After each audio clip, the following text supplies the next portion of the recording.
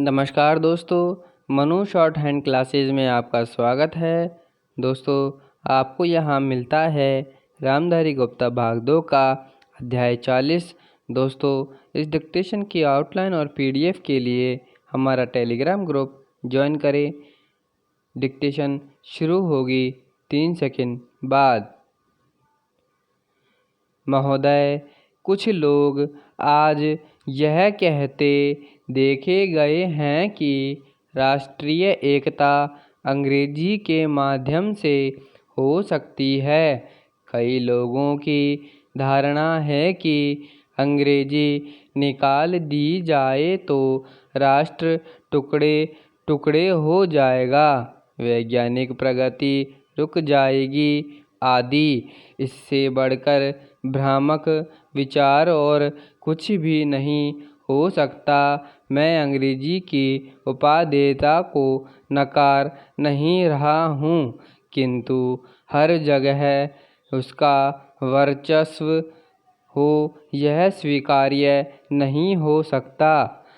किसी देश की भाषा के साथ उस देश की संस्कृति, विचारधारा और मान्यताएं जुड़ी रहती हैं और उन्हें प्रकट करने के लिए उस देश की भाषा ही सर्वसक्षम होती है। स्वतंत्रता के पूर्व राष्ट्रीय गौरव आम जनता को दृष्टि में रखकर किया जाता था। राष्ट्रीय एकता का अर्थ है करोड़ों भारतीयों की एकता, और यह एकता हिंदी से ही लाई जा सकती है, अंग्रेजी से नहीं।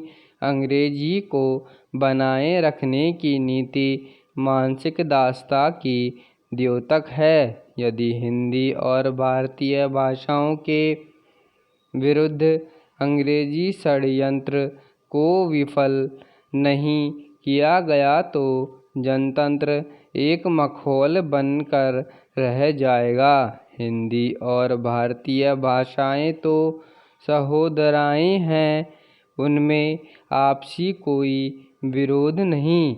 उनका विरोध और संघर्ष तो अंग्रेजी के साथ है। जिस दिन क्षेत्रीय भाषाएं अपने क्षेत्र के प्रशासन, न्याय, शिक्षा आदि में स्थापित हो जाएंगे, उसी दिन राष्ट्रीय स्तर पर राष्ट्रभाषा, राजभाषा और संपर्क भाषा के रूप में हिंदी को स्थापित हो जाने का मार्ग प्रशस्त हो जाएगा। स्वैच्छिक हिंदी संस्थाएं अपने इस मूल उद्देश्य को कभी भी धूमिल होने न दे, क्योंकि हिंदी के प्रचार प्रसार के क्षेत्र में वे सर्वाधिक महत्वपूर्ण इकाइयां हैं। इस दृष्टि से मैसूर हिंदी प्रचार परिषद का यह कार्यक्रम श्लाघनीय है कि वह हिंदी के साथ कन्नड़ेतर जिज्ञासुओं के लिए कन्नड़ की प्रारंभिक और उच्च कक्षाएं एवं परीक्षाएं चला रही हैं। अपनी दैनंदिनी ने भी हिंदी के साथ कन्नड़ में दिन और तिथियां दी हैं। इस तरह के छोटे किंतु दिन दिन के व्यवहार के में राष्ट्रभाषा और क्षेत्रीय भाषा साथ साथ गलबहियां डालकर चलें। इससे बढ़कर सुखद स्थिति और क्या हो सकती है।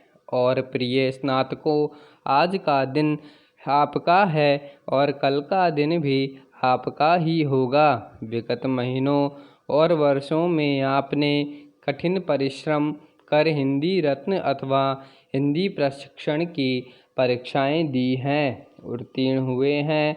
आपकी दीक्षा पूरी हो चुकी है। आप समाज और राष्ट्र की सेवा में समर्पित हो जाइए।